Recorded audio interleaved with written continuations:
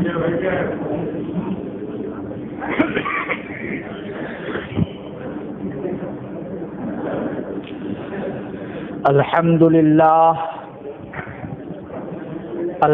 لله رب العالمين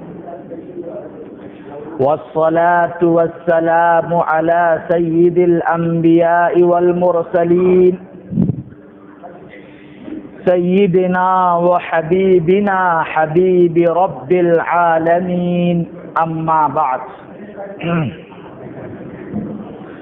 فقد قال الله تبارك وتعالى في القرآن المجيد والفرقان الحميد أعوذ بالله من الشيطان الرجيم بسم الله الرحمن الرحيم إن صلاتي ونسكي ومحياي ومماتي لله رب العالمين لا شريك له وبذلك أمرت وأنا أول المسلمين وقال النبي صلى الله عليه وسلم بني الإسلام على 5: شهادة أن لا إله إلا الله وشهادة أن محمد رسول الله وإقامة الصلاة وإيتاء الزكاة وصوم رمضان صدق الله العظيم وصدق رسوله النبي الكريم. معزز بزرگوں، دوستوں، ساتھیوں اور مؤقر علماء کرام،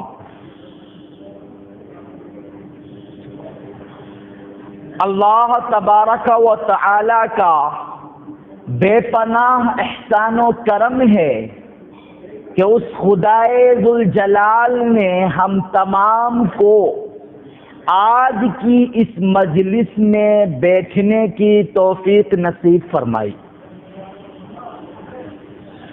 دور دراز علاقے سے ہمیں اس جوڑ میں آنے کی توفیق عطا فرمائی.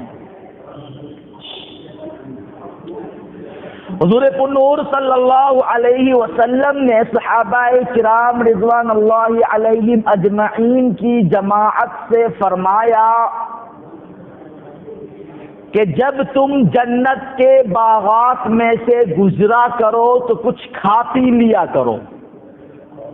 صحابہ نے عرض کیا یا رسول اللہ اس دنیا کے اندر جنت کہاں؟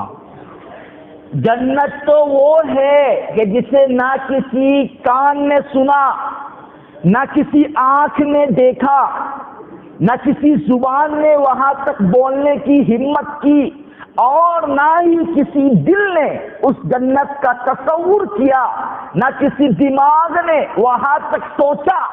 جنت تو ایسی ہوتی ہے، دنیا میں جنت کہاں ہے؟ تو حضور پنور صلی اللہ علیہ وسلم نے فرمایا کہ یہ جو مسجدوں میں دین کی باتیں ہوتی ہے، دین کی مجلس لگتی ہے، یہی جنت کے باغات ہیں. کیوں؟ اس لیے کہ یہ وہ سمے ہے، یہ وہ وقت ہے، یہ وہ مجلس ہے جو جنت تک پہنچانے والی ہے. اسی لیے جو بھی وقت ہمارا یہاں لگ رہا ہے اسے غنیمت جاننا ہے، اسے اللہ تبارک و تعالی کی طرف سے عطا کردہ ایک عطیہ، ایک انعام جاننا ہے کہ ہمیں بیٹھنے کی توفیق ملی ہے. ورنہ بہت سارے لوگ گھر سے شب گزاری کے لیے یہاں آئے ہیں، آنے کے بعد بھی یہاں بیٹھنے کی توفیق نہیں ہے، باہر گھوم رہے ہیں. کچھ ایسا بھی تو ہو سکتا ہے نا. اللہ تبارک و تعالی یہ مجلس میں بیٹھنا آسان نہیں ہے، کیونکہ یہ بہت بڑی مجلس ہے، تو شیطان بھی تو اپنا کام کرے گا نا. یہاں پہنچنے کے بعد بھی تھوڑا پان کھا کے آتے ہیں، تھوڑی چائے پی لیتے ہیں، تھوڑا ٹہل لیتے ہیں، یہاں آئے ہیں کسم گرام تھوڑا بازار کر لیتے ہیں، کچھ سامان خرید لیتے ہیں، جاتے وہ دکان بند ہو جائے گی۔ شیطان بھی تو اپنا کام کر رہا ہے نا۔ اس بے بابرکت مجلس جس کے ذریعے سے اللہ تبارک و تعالی دین کے کام کی راہیں کھولتے ہیں، اولاً تو شیطان آنے کی توفیق نہیں دیتا، کوئی آ گیا تو اسے بیٹھنے کی توفیق نہیں دیتا۔ تو آپ لوگ جو بیٹھے ہوئے ہیں اپنے آپ کو معزز سمجھیں، اللہ کی طرف سے نعمت اور عطیہ سمجھیں کہ اللہ نے اس مجلس میں بیٹھنے کی توفیق دی، ورنہ سو چوہے کھا کر کے بلی بھی حج کو جاتی ہے۔ اب جب یہاں بیٹھے ہیں تو 4 کام کریں، 4 نیتیں کریں۔ اللہ نے جب اس مجلس میں ہمیں بٹھا دیا ہے، دین کے کام کی توفیق دے دی ہے، سننے کی، اپنی باتوں کو کان تک پہنچانے کی توفیق دے دی ہے، تو 4 باتوں کی نیت کریں۔ سب سے پہلے غور سے بات کو سنیں گے اور آخر تک سنیں گے انشاءاللہ۔ پہلی نیت کیا کریں کہ ہر ایک بات کو غور سے سنیں گے۔ اگر کوئی بات کہیں سمجھ میں نہ آئے، ممکن ہے سمجھ میں نہ آئے، میں اردو بول رہا ہوں، آپ کی زبان بنگالی ہے، اگر سمجھ میں نہ آئے تو بعد میں پوچھ لینا ہے یا ان سے پوچھ لینا ہے جن کو بات سمجھ میں آئی ہے، لیکن بات ایک لفظ کو، ایک سینٹینس کو، ایک جملے کو سمجھنا ہے۔ پہلا کام یہ کریں کہ آخر تک انشاءاللہ بیٹھیں گے، بیان سنیں گے، پہلی نیت یہ کریں۔ دوسری نیت، جو سنیں گے اس پر عمل کریں گے، جو سنیں گے اس پر عمل کریں گے انشاءاللہ۔ اور تیسری نیت، اپنی غلطیوں کی معافی مانگیں گے، اپنی غلطیوں کی، جی ہاں، غلطیوں کی معافی عمل کرنے کے بعد مانگی جاتی ہے، پہلے نہیں مانگی جاتی۔ ہم گشت کرنے جاتے ہیں، جاتے وقت دعا کرتے ہیں، ٹھیک ہے سمجھ میں آتا ہے، آنے کے بعد دعا کیوں کرتے ہیں؟ سمجھ میں آ رہی میری بات؟ عمل کے بعد دعا مانگی جاتی ہے۔ نماز پوری پڑھ لی، پوری پڑھ لی نماز، آخری تشہد میں بیٹھے تھے، اتحیات پڑھے، درود شریف پڑھ لی، نماز مکمل ہو گئی نا، اب دعائے معصورہ پڑھتے ہیں، اللہم انی ظلمت نفسی ظلما کثیرا، اے اللہ میں گنہگار ہوں، میں بہت بڑا گنہگار ہوں، اللہم انی ظلمت نفسی ظلما کثیرا، کہتے ہی نہیں کہتے؟ پوری نماز پڑھ لی اور نماز پڑھنے کے بعد اللہ سے معافی مانگتے ہیں، اللہ تو معاف نہیں کرے گا تو ہمیں کون معاف کرے گا؟ وہ اس لیے کیونکہ عمل کرنے کے بعد معافی مانگنا اللہ کو پسند ہے۔ تو 4 نیتیں کرنی ہے۔ پہلی نیت کیا ہے؟ غور سے سنیں گے، آخر تک سنیں گے۔ اور دوسری نیت، جو سنیں گے اس پر عمل کریں گے۔ اور تیسری نیت آخر میں اللہ سے معافی مانگ کر گھر جائیں گے۔ اور چوتھی نیت یہ کریں، دل میں یہ یقین رکھیں کہ انشاءاللہ ہم اللہ کے پاس ہمیں جانا ہے، اللہ کے پاس ہمیں لوٹنا ہے، یہ دل میں یقین رکھیں۔ یہ 4 چیزوں کا کام کرنا ہے، 4 نیتیں کرنی ہے، کریں گے انشاءاللہ۔ پہلی نیت کیا ہے؟ غور سے سنیں گے، آخر تک سنیں گے۔ نمبر 2، جو سنیں گے اس پر عمل کریں گے۔ نمبر 3، اللہ سے معافی مانگ کر اٹھیں گے۔ نمبر 4، اس بات کا یقین رکھیں گے کہ ایک دن اللہ سے ملنا ہے۔ ارے سنو، یہ 4 نیتیں صرف ابھی نہیں کرنی ہے کہ مبارک صدیقی بیان کر رہا ہے تو یہ نیت کر رہے ہیں، نہیں، جب بھی کسی بیان میں بیٹھے یہ 4 نیت کرے۔ جمعہ کی تقریر ہو رہی ہو، 4 نیت کرے، کوئی یہاں بیٹھ کر بات کر رہا ہو، یہ 4 نیتیں ہر جگہ ہر موقع پر کرے۔ کیونکہ اللہ فرماتا ہے قالوا سمعنا واطعنا غفرانک ربنا وإلیک وَإِلَيْكَ الْمَصِيرُ۔ جو دیندار ہوتے ہیں، پرہیزگار ہوتے ہیں، وہ ہر کام سے پہلے یوں کہتے ہیں قالوا سمعنا، اے اللہ ہم سنیں گے، ہم سنیں گے، وَأَطَعْنَا، اس پر عمل کریں گے، اور یوں کہتے ہیں غفرانک، اے اللہ ہمیں معاف فرما، وَإِلَيْكَ الْمَصِيرُ، اور تیرے ہی پاس ہمیں کیا کرنا ہے؟ جانا ہے۔ تو یہ بات قرآن پاک کے اندر ہے کہ کسی بھی بات کو سنے تو یہ 4 نیت سے کریں گے انشاءاللہ۔ جی آج میں جو بات کرنے جا رہا ہوں کوئی نئی نہیں کرنے والا ہوں، کچھ نیا نہیں ہے، یہ جو میں آج بولنے والا ہوں سب سننے والے ہیں، سب آپ پہلے سے جانتے ہیں، کیونکہ آج میں 1 نمبر پر بات کروں گا۔ کتنے کام ہیں بھائی؟ کتنے نمبر ہیں ہمارے؟ 6 نمبر ہے نا؟ ہے نا؟ 1 نمبر کیا ہے؟ ایمان۔ کیا ہے 1 نمبر؟ ایمان۔ ایمان سے کیا چاہا جا رہا ہے؟ ایمان سے کیا چاہا جا رہا ہے؟ ایمان کا مطلب کیا ہے؟ کہ اللہ کے سوا کوئی معبود نہیں، کرنے دھرنے والی ذات صرف اور صرف اللہ کی ہے، لا الہ الا اللہ۔ اور دوسرا کیا؟ محمد الرسول اللہ، کہ دنیا اور آخرت کی ترقی صرف اور صرف نبی کے کام میں ہے، نبی کے طریقے میں ہے، نبی کے سنت میں ہے۔ اس بات کا یقین دل میں بٹھانا یہی ایمان سے چاہا جا رہا ہے، یہی ایمان کا مطلب ہے، یہی ایمان کا مطلب ہے۔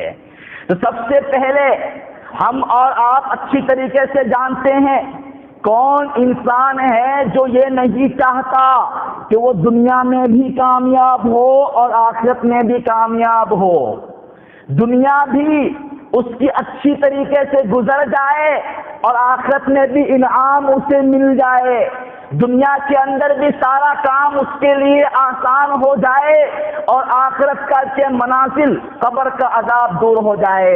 کون نہیں چاہتا کہ دنیا میں بھی اسے آسانی کے ساتھ روزی مل جائے اور آخرت کے اندر بھی اللہ تبارک و تعالی آخرت کے منازل، آخرت کے عذاب کو اس سے دور کر دے؟ کون نہیں چاہتا؟ سب چاہتے ہیں؟ کون چاہتا ہے ایسا؟ چاہتے ہیں نا، ہر کوئی چاہتا ہے۔ تو اللہ تبارک و تعالی ایسے لوگوں سے جو دنیا اور آخرت دونوں جہاں کی ترقی چاہتے ہیں، اللہ اس سے کہتا ہے 2 کام کرو، 2 چیزوں کا یقین رکھو، من عمل صالحا من ذکر او انثى وهو مؤمن فلنحيينه حياة طيبة وَلَنَجْزِيَنَّهُمْ أَجْرَهُمْ بِأَحْسَنِ مَا كَانُوا يَعْمَلُونَ۔ اللہ فرماتا کہ دو کام کر لو، 2 چیزوں کا یقین دل میں بٹھا لو، دنیا میں بھی کامیابی ہے اور آخرت میں بھی کامیابی ہے۔ پہلا یقین کہ سب کچھ کرنے والی ذات اللہ کی ہے، دنیا کو پیدا کرنے والا کون؟ آسمان و زمین کو بنانے والا کون؟ ہمیں زندگی اور موت دینے والا کون؟ زندے کو مردے سے، مردے کو زندے سے پیدا کرنے والا کون؟ دن کو رات، رات کو دن کرنے والا کون؟ یہ یقین ہمارے دل کے اندر بیٹھ جائے۔ اور سنیے حضور ایسے ہی ایک دن تقریر فرما رہے تھے، آپ لوگ بیٹھ رہے ہیں، غور سے سن رہے ہیں، سنیے، کان کو مزہ آنے کے لیے مت سنیے گا۔ ہم نے 4 نیتیں کرائی تھی، اس میں کان کو مزہ آنا تھا نہیں تھا نا؟ کہ کان کو مزہ آئے، ایسا تھا کیا؟ کان کو مزہ آنے کے لیے صرف مت سنیے گا، بات سنیے گا دل میں اتارنے کے لیے، اس پر عمل کرنے کے لیے۔ اب سنیے میری بات، حضور یوں بیٹھے ہوئے، جس طرح میں بیٹھا ہوا ہوں، کرسی نہیں تھی، نیچے بیٹھے ہوئے حضور بیٹھے ہوئے، سارے صحابہ ایسے بیٹھے ہوئے، ایسے ہی بیٹھے ہوئے حضور تقریر فرما رہے، سارے صحابہ غور سے سن رہے، صحابہ ایسے بیٹھے ہوئے جیسے لگ رہا اگرچہ ان کے چہرے پر، ان کے سر کے اوپر پرندہ پڑا ہوا ہو، پرندہ بیٹھا ہوا ہو، چڑیا بٹس بیٹھے ہوئے ہوں، ایسا لگ رہا، ایسے ادب سے سارے صحابہ بیٹھے ہوئے حضور تقریر کر رہے۔ اتنے میں ایک صحابی کھڑے ہو کے کہتے حضور کچھ کہنا ہے۔ کہا کہو کیا کہنا ہے؟ وہ صحابی کہنے لگے کہ باہر سے ایک جماعت آئی ہے، باہر سے دور سے ایک جماعت آئی ہے. کہاں سے آئی ہے؟ نجران. نجران ایک جگہ کا نام ہے، بہت دور ہے مدینہ سے. کہا وہاں سے ایک جماعت آئی ہے نجران سے. کہا تو مسلمان ہے؟ کہا جی نہیں مسلمان نہیں ہے، سب کے سب کافر ہے، کوئی مسلمان نہیں، سب غیر مسلم ہے. کہاں جماعت آئی ہے؟ نجران سے آئی ہوئی ہے. کیا کروں، بلا لوں؟ آپ سے ملنا چاہتے ہیں، بلا لوں؟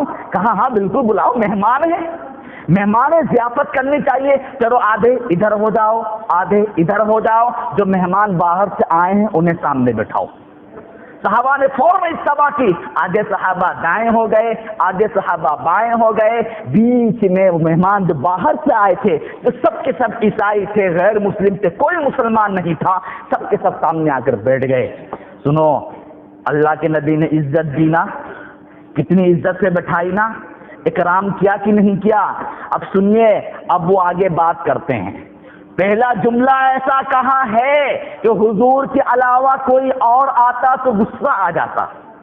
پہلا جملہ اس نے پوچھا کہ محمد صلی اللہ علیہ وسلم، آپ دن رات 24 گھنٹوں لوگوں میں اعلان کرتے ہیں کہ اللہ کے پاس آؤ، اللہ کے پاس آؤ، اللہ کے لیے کھڑے ہو جاؤ، اللہ والے بن جاؤ، اللہ کو ایک جانو.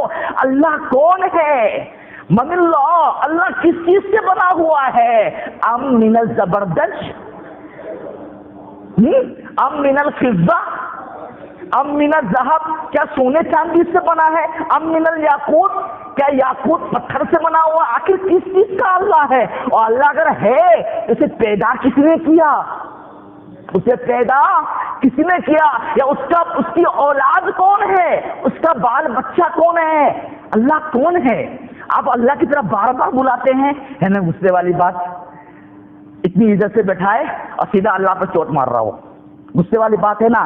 حضور کچھ فرماتے اس سے پہلے حضرت جبریل علیہ السلام تشریف لائے اور کہا حضور آپ جواب دینے والے ہو ان کے سوال کا؟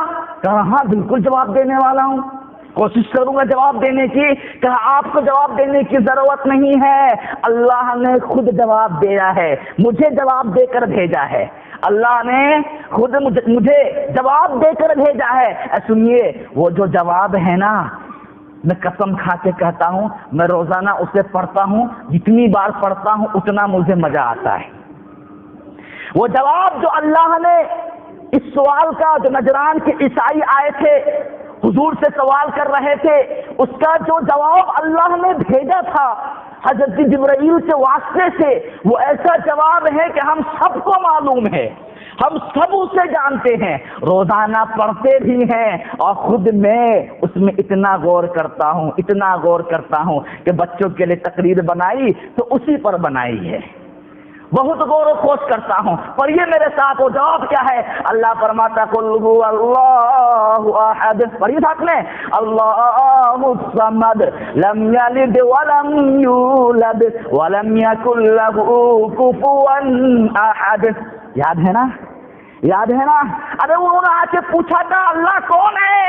اللہ نے کہا اللہ. اے نبی آپ کہیے، نبی آپ جواب دیجئے،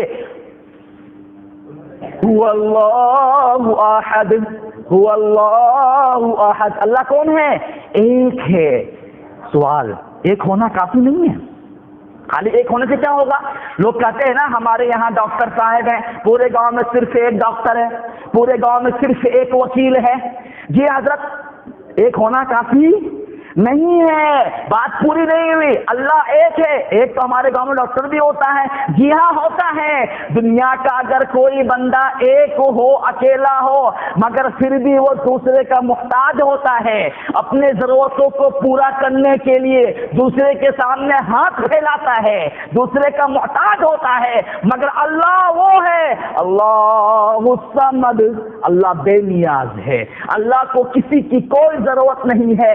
ساری دنیا کو اللہ کی ضرورت ہے. واللہ الغنی وانتم الفقراء، ساری دنیا محتاج ہے، ایک ماتر اللہ ہے جو بے نیاز ہے، جس کی کسی کی اسے کوئی ضرورت نہیں. کسی کے سجدہ کرنے سے اللہ کی کبریائی میں کوئی برہوتری نہیں ہوتی، کسی کے کفر کرنے سے اللہ کی کبریائی میں کوئی کمی نہیں ہوتی. اللہ الصمد، اللہ بے نیاز ہے. ساری زمین، ساری مخلوق اگر اللہ کی عبادت میں گزر جائے تب بھی اللہ کی کبریائی میں ایک آنے کے برابر بھی بڑھوتری نہیں ہوگی. ساری مخلوق اللہ کے نافرمانے پر اتر جائے تب بھی اللہ کو کچھ فرق نہیں پڑتا. اللہ کی کبریائی میں تھوڑی سی بھی کمی نہیں آئے گی. اللہ الصمد. وہ جماعت آئی تھی نا باہر سے، نجران والے عیسائی، انہوں نے کیا کہا تھا کہ اللہ کو کس نے جنا؟ کس نے جنا؟ اس کی اولاد کون ہے؟ اللہ نے فرما دیا لم یلد ولم یولد. اللہ نہ جنا گیا، نہ اس کا کوئی باپ ہے، نہ اس کی کوئی اولاد ہے. وہ اکیلا ہے، ہمیشہ سے ہے، ہمیشہ رہے گا. اور سنو وَلَمْ يَكُنْ لَهُ كُفُوًا أَحَدٌ. اس کے جیسا کوئی اور نہیں ہے، اس کے جیسا کوئی اور نہیں ہے. کوئی اس کی صفات میں برابری نہیں کر سکتا. وہ جو چاہے کر گزرتا ہے، کوئی اسے ٹوک نہیں سکتا. اگر وہ رات کو رات رکھنا چاہے کوئی اسے ٹوکنے والا نہیں ہے. دن کو دن رکھنا چاہے کوئی اسے ٹوکنے والا نہیں ہے. سنو میں آپ سے کہتا ہوں، یہ جو سورج ہے نا کہاں سے نکلتا ہے؟ پورب سے نکلتا ہے نا. پورب سے نکالنے والا اللہ ہے. اور ایک دن آئے گا اللہ چاہے گا کہ یہ سورج پورب سے نہ نکلے، پچھم سے نکلے، تو اس دن یہ سورج پچھم سے بھی نکلے گا، مغرب سے بھی نکلے گا، اور اس دن کے بعد سے توبہ قبول ہونی بند ہو جائے گی. سارا نظام اللہ کی دو انگلیوں کے درمیان میں. یہ سورہ کتنا بابرکت ہے، کتنا عظیم المرتبت ہے. صبح شام اسے پڑھیے. اس میں جتنا آپ غور کیجئے گا اللہ کی قسم آپ پریشان ہو جائیے گا. مزہ اتنا آئے گا لیکن اس کی گہرائی تک نہیں پہنچ سکتے. 3-4 آیتوں کی ایک سورہ ہے اور پوری اللہ کی وحدانیت کو، اللہ کے ایک ہونے کو، اللہ کی پوری صفات کو سامنے رکھ دیا. جب اس سورت کی تلاوت ان عیسائی نجرانیوں کے سامنے میں کی گئی، سارے کے سارے خاموش ہو گئے، چپ چاپ. اس کے بعد ایک بھی لفظ زبان سے نکالا نہیں، اٹھ کر حضور کی مجلس سے چلے گئے. قل هو اللہ احد اللہ الصمد لم یلد ولم یولد ولم یکن له کفوا احد. اسی لیے یاد رکھیے پوری دنیا کے اندر انسان کو روزی دینے والا بھی اللہ ہے، روزی کا چھیننے والا بھی اللہ ہے. آج ہم روزی کی تلاش میں محنت کرتے ہیں، مشقت کرتے ہیں، اپنے وقت کو اللہ کو ناراض کر کے روزی کی طرف چلے جاتے ہیں، جبکہ سچ بات یہ ہے کہ روزی دینے والا کون ہے؟ اللہ. کہ آج اپنے گریبان میں ہم جھانک کر دیکھیں کہ جو اللہ سب کچھ کرنے والا ہے اس اللہ سے ہمارا کتنا تعلق ہے، اس اللہ سے ہم کتنا جڑے ہوئے ہیں. آج ہمیں کوئی ضرورت پڑتی ہے، اس ضرورت کی تکمیل کے لیے ہم سب کے سامنے جھک جاتے ہیں، مگر اللہ کے سامنے نہیں جھکنے کی ہمیں توفیق نہیں ملتی.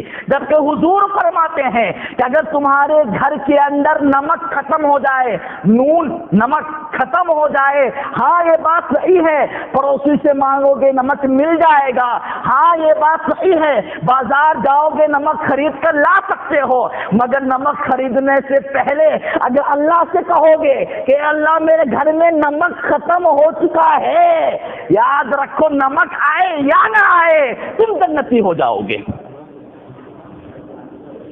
حضور فرماتے تم راستے پر چل رہے ہو، تمہارے جوتے کا تسمہ تمہارے باندھنے والا ہوتا ہے نا، اس کو اردو میں تسمہ بولتے ہیں، وہ ٹوٹ جائے، ہاں ٹھیک ہے کوئی چپل دکان والا مل جائے گا، کوئی موچی مل جائے گا، چپل سل دے گا، وہ نیا سو لگا دے گا، اسے سل دے گا.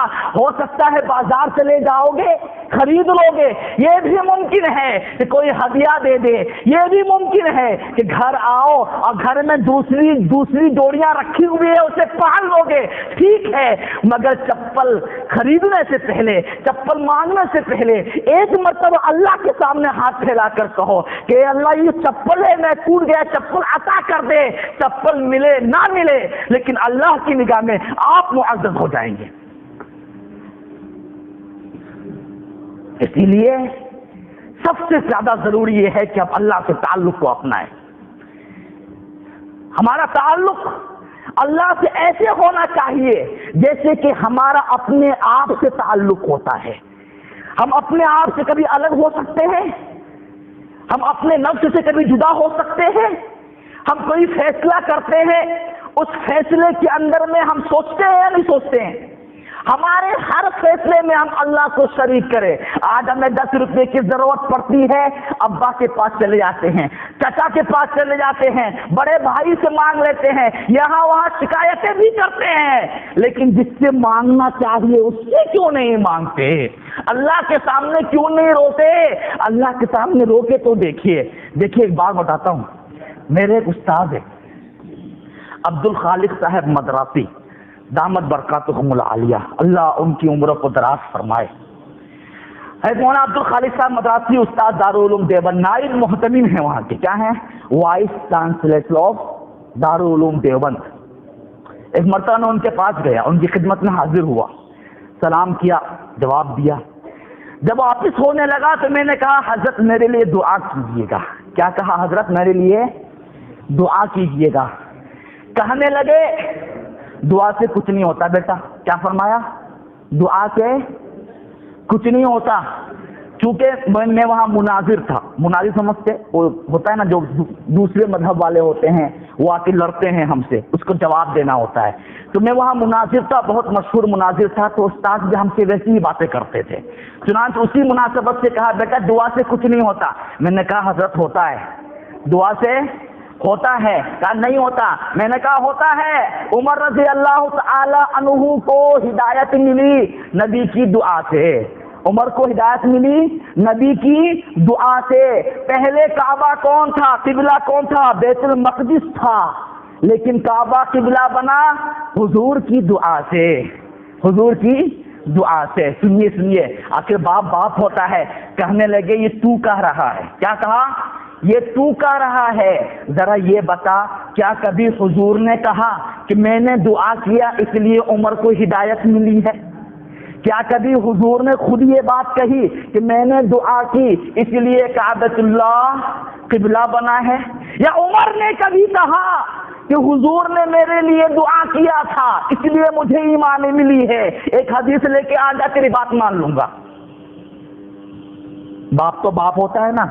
میں خاموش ہو گیا، مجھے لگا شاید حضرت کچھ بتانا چاہ رہے ہیں، دعا کا مفہوم کیا ہے، دعا کا مقصد کیا ہے، دعا کا مطلوب کیا ہے۔ اس کے بعد میں نے اور ایک دلیل پیش کی۔ میں نے کہا حضور اللہ کے نبی فرماتے الدعاء مخ العبادہ، الدعاء مخ العبادہ، دعا عبادت کا مغز ہے۔ مغز ہے نا، دماغ سب سے اہم ہے کہ نہیں ہے؟ جتنی آپ عبادت کرتے ہیں ان عبادت میں سب سے زیادہ مغز پاورفل کون ہوتا ہے؟ دعا ہوتا ہے۔ تو حضور نے فرمایا کہ اچھا بیٹا دعا عبادت کا مغز ہے، لیکن یہ بات کہاں سے ثابت ہو گئی کہ دعا سے ہوتا ہے؟ عبادت کا مغز ہے، مان لیا، سب سے اعلیٰ ترین عبادت وہی ہے، مان لیا، لیکن دعا سے سب کچھ ہوتا ہے، کہاں مان لیا؟ یہ کہاں سے آیا؟ پھر میں خاموش بیٹھ گیا۔ اب حضرت خود بتلائیں گے۔ سنیے حضرت فرماتے ہیں آج بھی حیات ہے، فون کر کے پوچھ لیجئے، اللہ حضرت کی عمر کو لمبی فرمائے۔ بڑی اچھی بات حضرت نے فرمائی، فرمایا دعا سے کچھ نہیں ہوتا، دعا مانگو گے اللہ دے گا ضروری نہیں ہے۔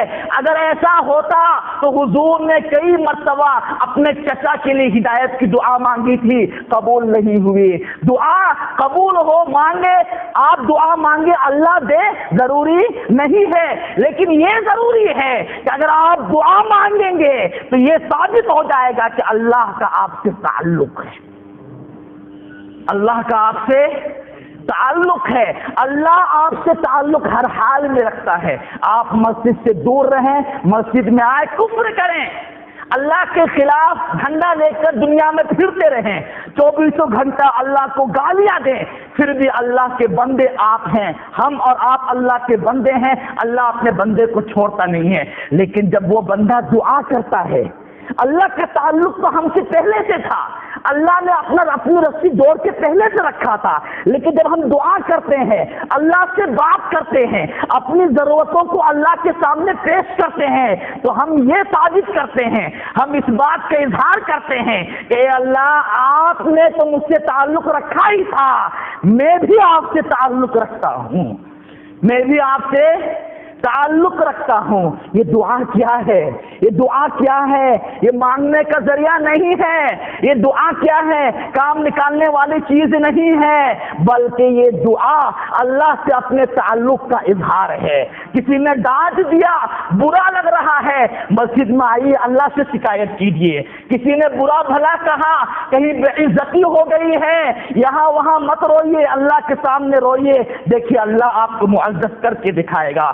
और याद रखिए, दुनिया के अंदर इज्जत देने वाला भी अल्लाह है, जिल्लत देने वाला भी अल्लाह है। जब सब कुछ अल्लाह करता है तो अल्लाह को छोड़कर हम कहीं और क्यों जाते हैं? हम अल्लाह से क्यों नहीं मांगते? जब कोई मुसीबत हम पर आती है, हम अल्लाह को छोड़कर किसी और से क्यों नहीं मांगते हैं? किसी और से क्यों मांगते हैं? अल्लाह ही से क्यों नहीं मांगते? सबसे पहले अल्लाह से मांगिए, उसके बाद असबाब को इख्तियार कीजिए। अल्लाह तबारक व तआला इससे राजी होगा और हमारी जरूरतों को इंशाअल्लाह जरूर पूरी करेगा। एक बात और अर्ज करना चाहता हूं, ये दुआ हम कभी कभी जाते हैं ना गश्त करने के लिए, जाते हैं, हम सब लोग जाते हैं गश्त करने के लिए आते हैं। वहां एक बंदा मिलता है, वो क्या बोलता है? नापाक है हम। क्या है? बोलता कि नहीं बोलता है? हम नापाक है, नहीं जा सकते, अभी नापाक है, मस्जिद नहीं जा सकते। हाँ, अगर कभी हमारे साथ ऐसा हो जाए कि हम नापाक है, मस्जिद नहीं आ सकते, हम नापाक है, नमाज नहीं पढ़ सकते, हम नापाक है, दुआ नहीं कर, हम नापाक है, अल्लाह के घर में बैठ करके नमाज नहीं पढ़ सकते, लेकिन अल्लाह के सामने दुआ तो कर सकते हैं ना। कहीं ये शर्त नहीं है कि अल्लाह से मांगने के लिए वुज़ू जरूरी है, अल्लाह से मांगने के लिए पाक होना जरूरी है। अल्लाह हर वक्त हमारे साथ है, जब चाहे अल्लाह के सामने हाथ उठाए, अल्लाह जवाब देने के लिए तैयार है। एक बार मांग के तो देखें, हम अल्लाह से, अल्लाह हमसे कितना करीब है। अल्लाह खुद फरमाता, ये शेर है ना, इंसान से अलग होता ही, मैंने जुमला कहा था, हम अल्लाह से इतने करीब है जितना अपने आप से करीब हैं। अपने आप से इंसान कभी अलग हो सकता है, अल्लाह वैसे ही हमारे साथ है, शेर की तरह करीब है। अल्लाह खुद फरमाता है, मेरा बंदा अगर मेरी तरफ चल कर आता है, मैं दौड़ कर जाता हूं। मेरा बंदा मेरी तरफ एक दिखता आता है, मैं एक हाथ आता हूं। मेरा बंदा एक हाथ आता है, मैं 10 कदम उसकी तरफ बढ़कर जाता हूं। अल्लाह से मांगे तो सही। अच्छा, हम दवाई खाते हैं, सर में दर्द होता है कि नहीं होता है? सर में दर्द होता है कि नहीं होता है? नहीं, कुसुम ग्राम वालों को ना होता हो तो अलग बात है, कह दे मैं घर ही बना लूंगा। दर्द होता है, सर में दर्द होता है, हम गोलियां खाते हैं, डॉक्टर लिखता है गोली खाते हैं, गोली यहाँ हाथ पे रखे, एक हाथ में पानी रखे, एक हाथ में पानी रख के हम गोली खाएंगे, पानी पिएंगे, अल्लाह शिफा दे देगा। मगर उससे पहले हमारे उलमा क्या बोलते हैं? एक दुआ पढ़ लो, क्या? अल्लाह काफी अल्लाह शाफी। एक बार बस याद कर लो अल्लाह को कि अल्लाह ये गोली तो मैं खा रहा हूँ, ये सिर्फ सबब और जरिया है, हकीकी शिफा देने वाली जात तेरी और सिर्फ तेरी है। मैं खा रहा हूँ, ये जाहिरी असबाब है, दुनिया दारुल असबाब है, बगैर सबब इख्तियार किए दुनिया में कुछ नहीं होता, ये जाहिरी असबाब है। अल्लाह गोली खा रहा हूँ मैं, ये जाहिरी तौर पर है, मगर शिफा देने वाला कौन है? अल्लाह है। ये ताल्लुक जो हम अल्लाह से पैदा कर लेंगे ना, इसी की दावत हमें कुल हुवल्लाहु अहद अल्लाहुस समद लम यलिद वलम यूलद वलम यकुल लहू कुफुवन अहद, ये सूरह इखलास हमें देता है। एक छोटी सी सूरत है, पूरा मामला हल कर दिया। दिल को तसल्ली, दिल को सुकून, दिल को करार। ये जो हमारी मेहनतें हैं 24 घंटे की, हम 24 घंटे दाई हर वक्त काम पर होता है, कोई वक्त दावत का मुतय्यन नहीं होता کہ بھائی صاحب مغرب کے بعد گشت ہوگی، اسی لیے اسی وقت میں ہم وضو کر کے مسجد آئیں گے، وہی گشت کریں گے۔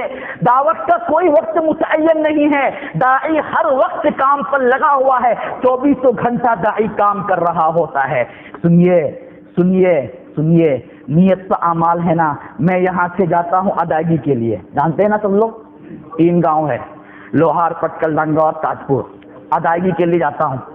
اور لے بھی پہلے سے ثواب کا کام ہے، اپنے لیے آتے نہیں، مدرسے کے لیے آتا ہوں، پہلے ثواب کا کام ہے، لیکن اللہ کی قسم کھا کر بولتا ہوں جب یہاں سے گھر سے نکلتا ہوں نیت کرتا ہوں کہ میں گشت کر رہا ہوں۔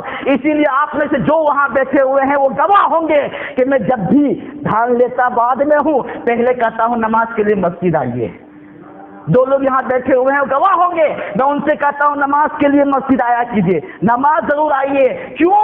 اس لیے کہ داعی ہر وقت ڈیوٹی پر ہوتا ہے، ہر وقت کام کر رہا ہوتا ہے۔ یہ تو ہمارے اکابر نے خاص وقت متعین کر دیا ہے، جس کی وجہ سے ہم ایک ہمارا عمل چل رہا ہے تاکہ ہماری دنیا بھی چل سکے، دین بھی چل سکے، ورنہ داعی ہر وقت ڈیوٹی پر ہوتا ہے۔ اللہ ہمیں عمل کی توفیق نصیب فرمائے۔ سب تیار ہیں نا؟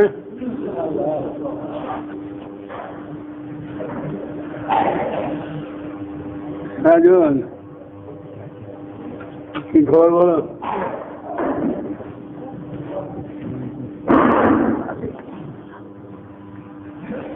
افریقہ